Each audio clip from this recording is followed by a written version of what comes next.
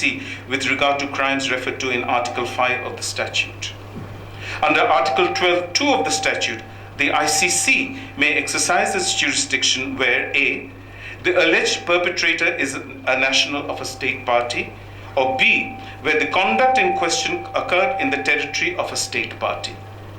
দুটোই কিন্তু বাংলাদেশ কিন্তু এসে যায় কিন্তু দুটো ডেফিনিশনে।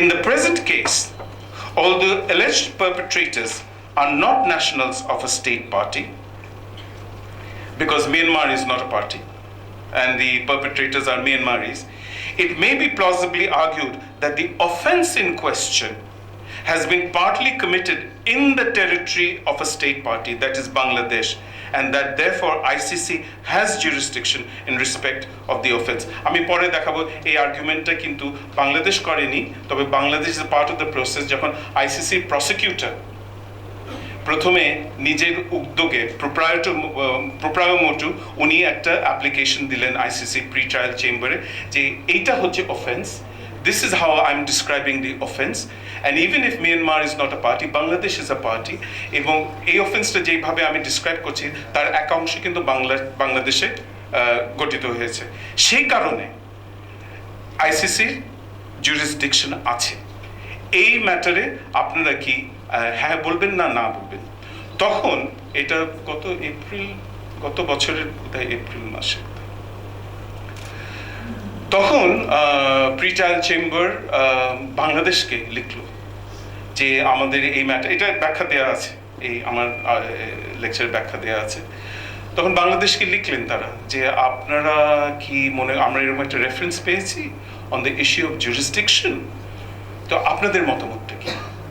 তো কতগুলো প্রশ্ন বেঁধে দেওয়া হলো বাংলাদেশের জন্য, এবং বাংলাদেশ খুব তাড়াতাড়ি and under cover of some diplomatic secrecy, যেটা দরকার ছিল, ওনারা যখন উত্তর পাঠিয়ে দিলেন তখন আমরা জানতে পারলাম যে বাংলাদেশ হ্যাজ রেসপন্ডেড।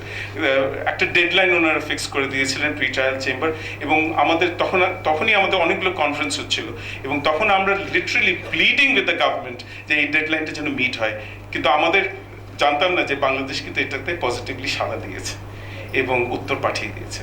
এবং যখন আমাদের ফরেন মিনিস্ট্রির একেবারে উচ্চপদস্থ যে আছেন ওনাকে যখন জিজ্ঞাসা করা হলো যে আপনারা এই উত্তরটা দিয়ে কি বলতে চান, বললেন যে আমাদের একটা ইন্টারন্যাশনাল লতে অব্লিগেশন আছে এটার উত্তর দেওয়া, which was the right response. আচ্ছা, যাই হোক, সেটা গেল। এবং রিসেন্টলি একটা ডেভেলপমেন্ট হয়েছে এই প্রচেষ্টা, এই প্রয়াসের সূত্র ধরে, যে আইসিসি প্রি ট্রায়াল চেম্বার তখন বলে যে হ্যাঁ আমাদের জুরিসডিকশন আছে, আমাদের জুরিসডিকশন আছে। এখন একটা খুব একটা আশাব্যঞ্জক একটা হয়েছে, ডেভেলপমেন্ট হয়েছে, প্রসিকিউটর আবার প্রি ট্রায়াল চেম্বারে গেছে যে আমি এখন ইনভেস্টিগেশন শুরু করতে পারি কি না, এবং সেটার জন্য একটা 3 জাজ একটা প্যানেল বোধহয় তৈরি হয়েছে, যে ইনভেস্টিগেটর বাংলাদেশ যদি অ্যাক্টিভলি যদি ম্যাটারটা রেফার নাও করে, প্রসিকিউটর অন হার ওন উনি এটা ইনভেস্টিগেট করতে পারবেন কিনা। এবং আমার মনে হয় আমরা বোধহয় একটা ভালো পজিটিভ রেসপন্স পাবো। আইসিসি একটা সাংঘাতিক একটা স্ট্রং পদক্ষেপ নিচ্ছে, এবং এটা পার্টলি আমার মনে হয় attributable to the fact that Bangladesh এখনো কিন্তু on a very high moral pedestal operating with regard to the Rohingya crisis. ওই যে প্রথমে যে আমরা ঢুকতে দিয়েছিলাম, that we are still the country of first asylum, এটা কিন্তু ইন্টারন্যাশনাল কমিউনিটি কিন্তু অগ্রাহ্য করতে পারবে না। এবং this fact, this reality of hosting over 1 million population, being hosted by a country like Bangladesh, acts as an impetus on a diplomatic, political and legal level, to strive to reach a solution. How do we meet this crisis and see to its desirable end? কাজে প্রথম পদক্ষেপটা আমাদের সঠিক পদক্ষেপ ছিল। এটা যদি ব্যত্যয় ঘটতো তাহলে আমি জানি না কি হতো, সাংঘাতিক রিজনাল ক্রাইসিস, যেটা আমরা ইনভেরিয়েবলি জড়িয়ে যেতাম, কিন্তু তখন আমাদের মরাল হাই স্ট্যান্ডিংটা থাকতো না। So we took the right stand. ওই যে প্রথম অ্যাপ্লিকেশনের কথা বলছিলাম, in the application of 9 April 2018 under regulation 46.3 before the pre-trial chamber of the ICC for a ruling on jurisdiction, the office of the prosecutor, 13 নম্বর পাতা থেকে বলছি শুরুতে উপরে, has argued that the offense of deportation which requires victims to cross an international border has been partly committed in the territory of Bangladesh. Article 12.2a of the statute provides that the ICC may exercise its jurisdiction if the conduct, the criminal conduct in question occurred on the territory of a state party. One state party is Bangladesh. There is consensus that states have jurisdiction over crimes committed only partially on their territory. Here one may invoke the notion of subjective territoriality, in which case when crimes are commenced on a state's territory but concluded in another. আমার টেরিটরিতে উৎপত্তি কিন্তু শেষ হচ্ছে অন্য জায়গায়.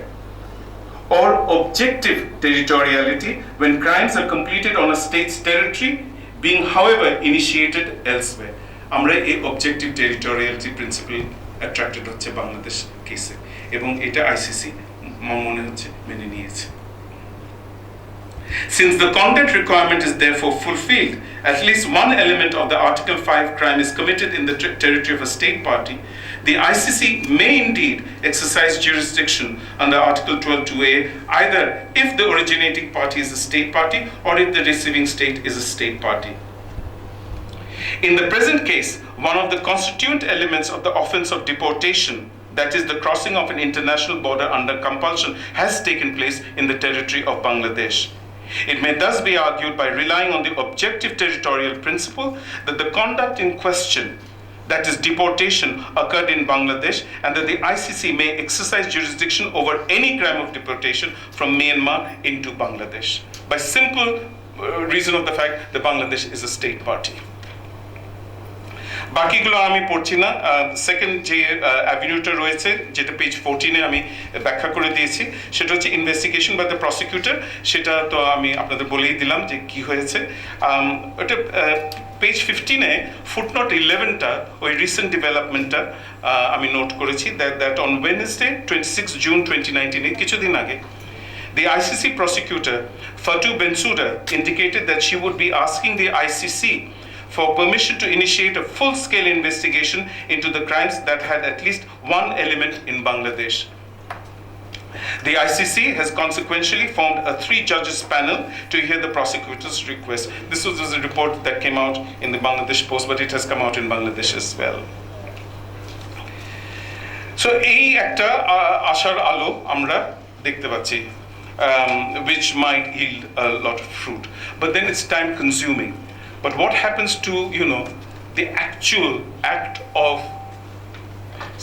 sending these people to their countries of origin, should they wish to go, or pursuing the other avenues of durable solution? That the physical presence-টা কোথায় থাকবে? I take it as a given that we cannot succumb to any kind of pressure to host this community for an indefinite period. And সেখানে আমি একটু তাত্ত্বিক দিকে চলে যাচ্ছি, তাত্ত্বিক আলোচনায় চলে যাচ্ছি. এই পেজ 18 থেকে সে তাত্ত্বিক আলোচনাটা শুরু হয়, এবং আমি একটা কনসেপ্ট যেটা ইমার্জ করছে in the plane of international law, সেটাকে বলা হচ্ছে রেসপন্সিবিলিটি টু প্রোটেক্ট. সেটাকে আমি অ্যাব্রিভিয়েট করে বলে দিচ্ছি R2P. সেটা কি আমি একটু পড়ে শোনাচ্ছি. At a minimum, there is agreement that R2P is an emerging international legal norm that recognizes an obligation on states concerned and the international community generally to protect potential victims from genocide, war crimes, ethnic cleansing, and crimes against humanity through a broad spectrum of preventive, responsive, and rehabilitative measures that are yet to be fully identified. In 2001, the International Commission on Intervention and State Sovereignty, ICISS, set up under the authority of the Canadian government and comprising members of the UN General Assembly, issued a report entitled The Responsibility to Protect. i.e. R2P. This report reignited the debate about humanitarian intervention, where these potential crimes are taking place. The report stressed that sovereignty imposed a responsibility on a state to protect those within its borders. It further argued that where a state fails to act to avert serious harm to those within its borders through either lack of capacity or will, the responsibility to protect shifts to the wider international community.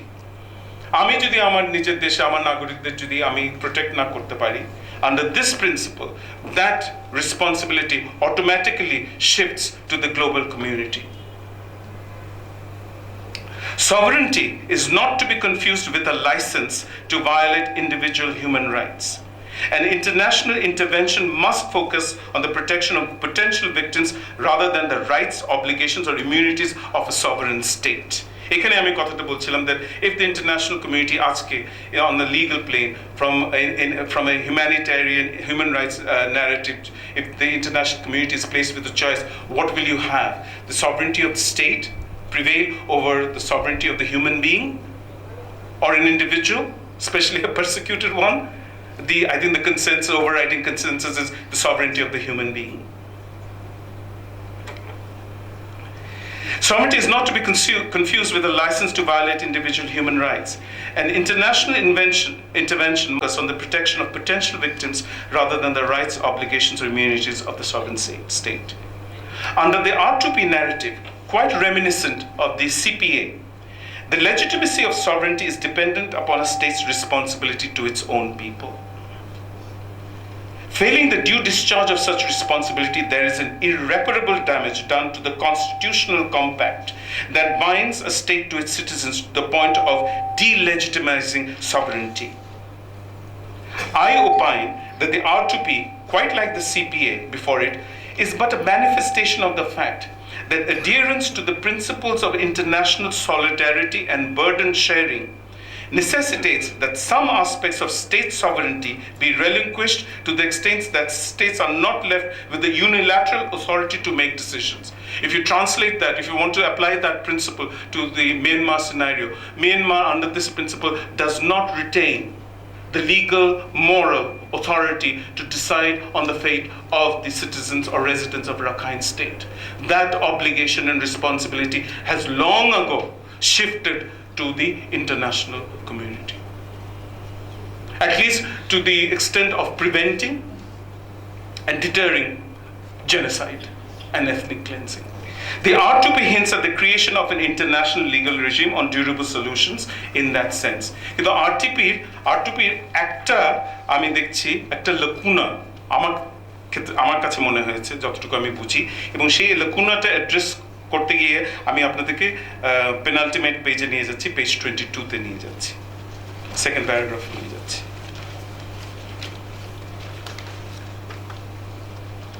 Page 22, second paragraph. However, I feel that a measure largely overlooked in the R2P discussion is access to asylum and refugee protection.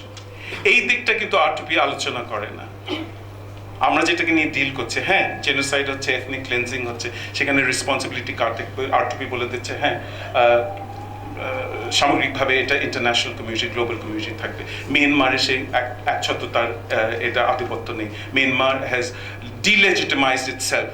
Its sovereignty over the residents of Rakhine are delegitimized. The sovereignty lies with the people and the responsibility lies with the international community to protect them. But in the specific scenario of refugee protection, R2P সেটা কিন্তু আমার মনে হয় আলোচনা করে না। সেটার জন্য আমাদের আরেকটা ডকুমেন্ট দেখতে হবে, সেটাতে আমি আসছি। So I feel that a measure largely overlooked in the R2P discussion is access to asylum and refugee protection. Such discussion is necessary to bring the issue of protection and durable solutions from the narrative solely of refugee protection to the wider domain of protection as a state responsibility. Addressing that lacuna, I put forward here 3 doctrinal limbs of determining and justifying the grounds of protection and durable solutions. প্রথম দুটো আমি নিয়েছি, যা আমি আলোচনা করছি সেখান থেকেই আমি নিয়েছি। 1. Providing international support to the Rohingya asylum seekers primarily grounded on obligations under international law, including the right to seek and enjoy asylum. Principle of non-refoulement. Principle of non-refoulement is now considered a rule of customary international law, যেটা থেকে কোনো ব্যত্যয় ঘটতে পারবে না। সেটা হচ্ছে আমি যদি আমার স্বতঃপ্রণোদিত হয়ে ভলান্টারিলি যদি আমি আমার দেশে ফেরত না যেতে চাই, because of the fear that আমি ফেরত গেলে আমি পারসিকিউটেড হবো, আমাকে জোর করে পাঠানো যাবে না। That's the principle of non-refoulement in a nutshell.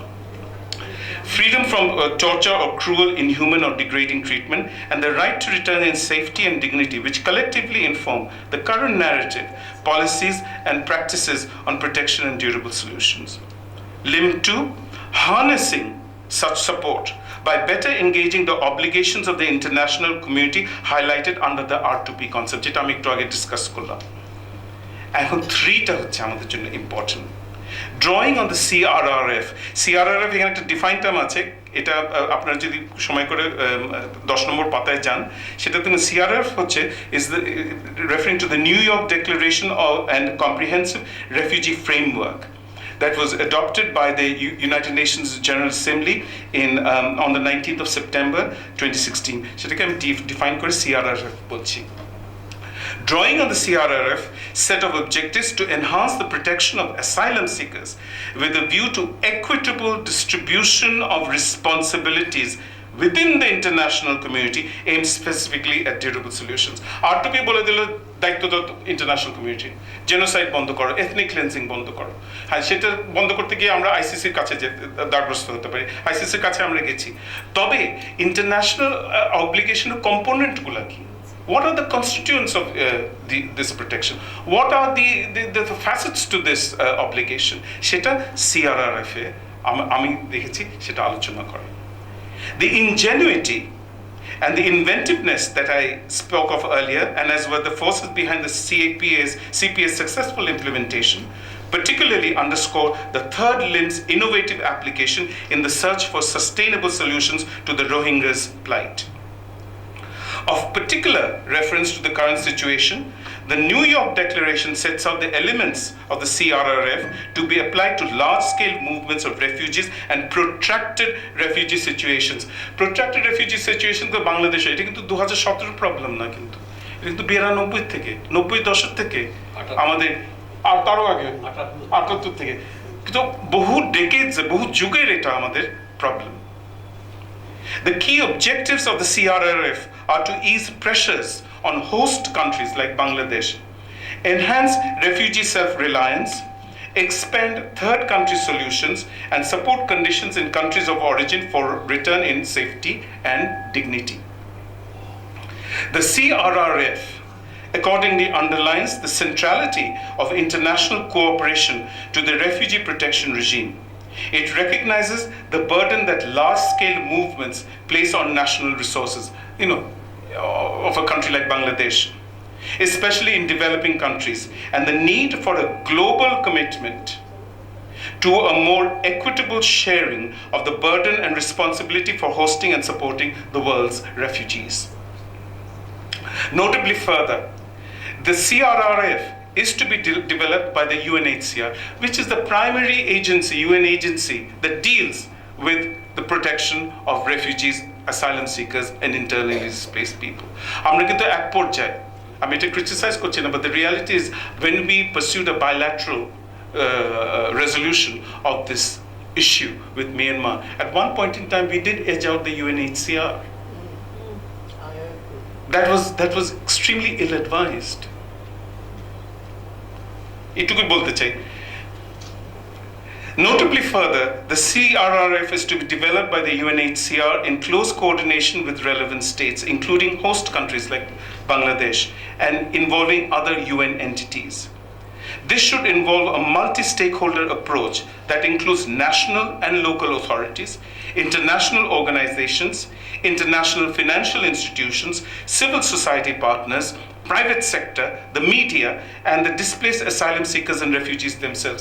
CPA 1997 যখন হংকং চায়নাতে হ্যান্ডওভার হয়ে গেল, চায়নার একটা শর্ত ছিল, all the refugee camps have to be empty to the last asylum seeker. Beijing বলে দিয়েছিল, we do not care how you get rid of them. তারা ভলান্টারিলি যাবে, তাদের যদি হোল্ডিং সেন্টারে পাঠানো যায় ফিলিপিন্সে পাঠিয়ে দেবে, আর ইনভলান্টারিলি যদি যেতে চায় বাধ্য করে আমরা তাদেরকে সেইভাবে পাঠাবো। তখনই ওই কাইটাক এয়ারপোর্টে, I don't know doctor Hamid Hossain if you recall, people asylum seekers who called long stayers, they'd been screened out as non-refugees, but they insisted on staying back in Vietnam, in Hong Kong. From the terminal building in Kai Tak, they were dragged onto UN planes, kicking and screaming, to be returned to Vietnam, because that was the one condition, one of the main conditions of the handover from Britain to China of Hong Kong. Hong Kong had no choice. And at that point in time, the international community said nothing. That's a political reality. And এই যে একটা বললাম যে financial institution, international financial institution, international organizations, European Union যখন CPA রেজিমটা শেষ হয়ে গেল, European Union and possibly Japan committed huge sums of money for reintegration and rehabilitation of the returnees, primarily to Vietnam. And a program was chalked out between Vietnam, the EU, and the UN agencies, that funding, we will give you funding, but we will monitor the progress made for a sustainable reintegration and rehabilitation of these asylum seekers, though that they can become contributories to Vietnam's progress in the decades ahead. And that monitoring continued for many years. And see where Vietnam is today. আমি অনেক সময় দেখি that previous asylum seekers, mostly from United States, now return to Vietnam to reinvest with their time, their money, and their expertise to rebuilding Vietnam. এবং আমার অনেক সময় মনে পড়ে যে এই ভদ্রলোক বা এর বন্ধু বা এর আত্মীয় স্বজন হয়তো আমার ক্লায়েন্ট ছিল হোয়াইট হেড ডিটেনশন সেন্টারে, এই আমাদের হাত দিয়েই হয়তো এই রেফিউজি হয়েছে, who knows, possibly. সো এইটার এই যে একটা দূরদর্শিতা সিপিএতে যে আমরা দেখেছি, সেটার ফল কিন্তু আজকে পাচ্ছি, where Vietnam has a resurgent economy, and the contributors are not only people who reside in Vietnam, but people who left as refugees and now can coming and reinvesting in Vietnam.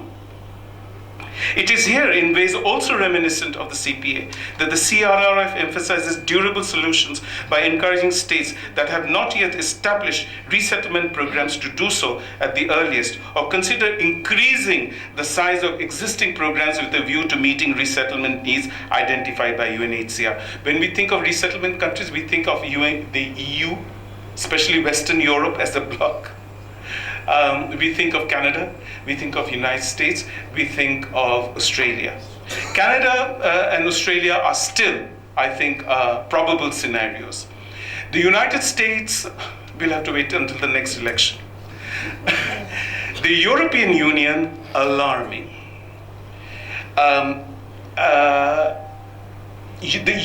The European Union is on a regressive mode overall, on the issue of human rights, of immigrants and asylum seekers, for reasons that is internal to them. But that is the picture that is emerging from the European Union. And you see the rise of right-wing political parties as a manifestation of that. In the United Kingdom, Brexit is one such manifestation as well. So the principles set out, তো আমার মনে হচ্ছে যে শেষ পর্যন্ত United states, Canada, অস্ট্রেলিয়াকে বোধহয় এগিয়ে আসতে হবে। কানাডা, ইন্টারেস্টিংলি, আমরা কিন্তু ভলান্টারি রিপ্যাট্রিয়েশন একটা উদ্যোগ নিয়েছিলাম গত নভেম্বরে।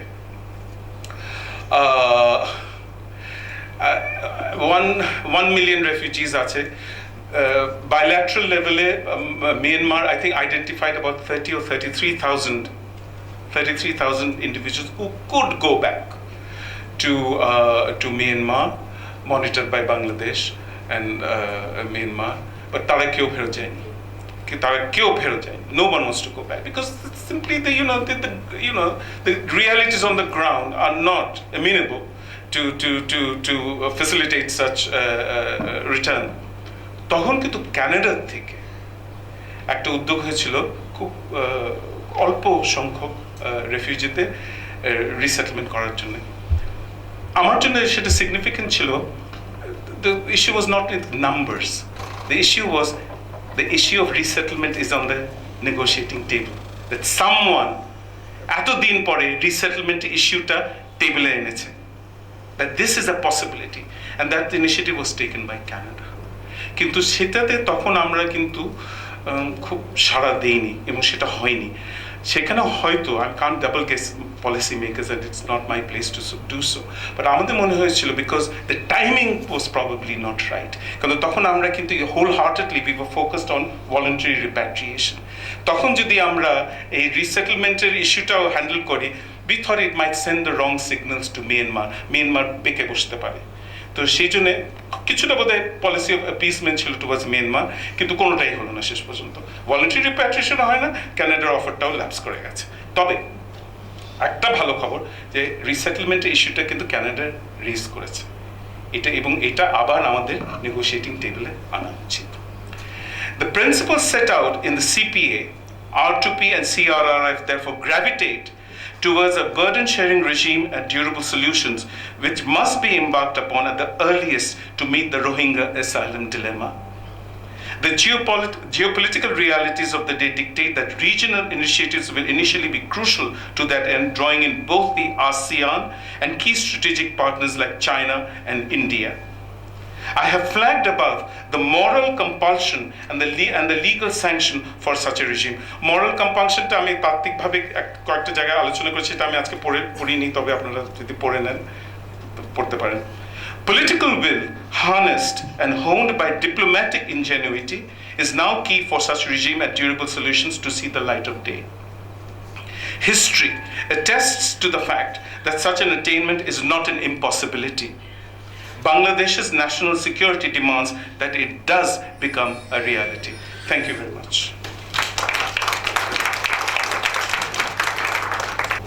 আজকের এই বক্তা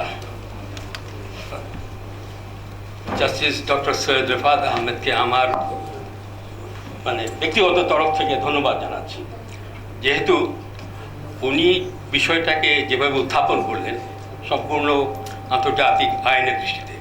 আর আমি হচ্ছি কূটনীতি ছাত্র, এবং এই রোহিঙ্গা বিষয়টা নিয়েও আমি যখন কথা বলি তখন আমি কূটনৈতিক দৃষ্টিকোণ থেকেই বলবার চেষ্টা করি। এবং আমার মনে হয় আমাদের দেশে রোহিঙ্গা সমস্যার উৎপত্তি অর্থাৎ এই